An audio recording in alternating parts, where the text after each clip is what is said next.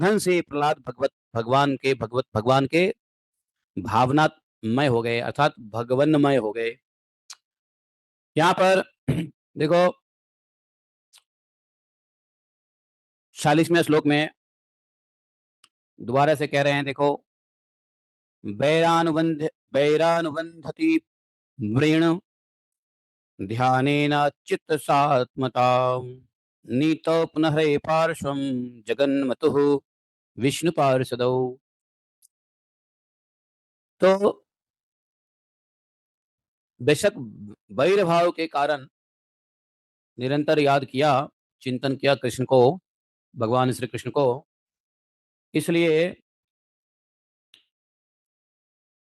चिंतन तो किया ही, साथ में एक और गुण था शिशुपाल में, जिसकी वजह से भगवान को कम कर दो, एक पॉइंट कम कर दो, जिसकी वजह से भगवान की प्राप्ति हुई है।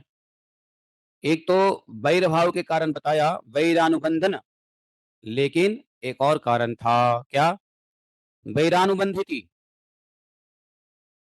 वैर भाव के अनुबंधन में था। ये बंधन कहते हैं, बंधन। वैरानुबंधति बंधत, हाँ, वैरानुबंध तीव्रेण। तो यहाँ पे वैरानुबंध वैर भाव से बध गया, और लेकिन उसकी तीव्रता भी बहुत थी। तो दो क्वालिफिकेशन बताया यहाँ पे भगवान को प्राप्त होने का। एक तो भगवान के प्रति भाव, चाहे कोई भी भाव हो, वैर भाव हो, सखा भाव हो, पुत्र भाव हो, मित्र भाव हो, स्वामी भाव हो, कोई भी भाव लेके भगवान के साथ भगवत भाव में रहना। ये तो शिशुपाल का वैर भाव था, लेकिन कोई भी भाव में तो पहले भाव चाहिए, क्या? अनुबंध, भगवान के साथ हमारा बंधन होना चाहिए, भावनात्मक बंधन।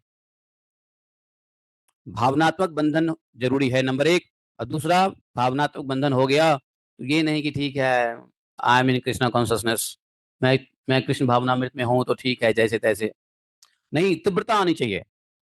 इसलिए इसलिए अनुबंधनी होनी चाहिए और तीव्रता होनी चाहिए, ठीक है।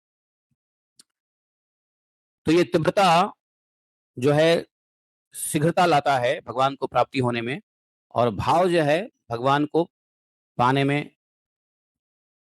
बहुत जरूरी है। तो भाव के कारण क्या होगा?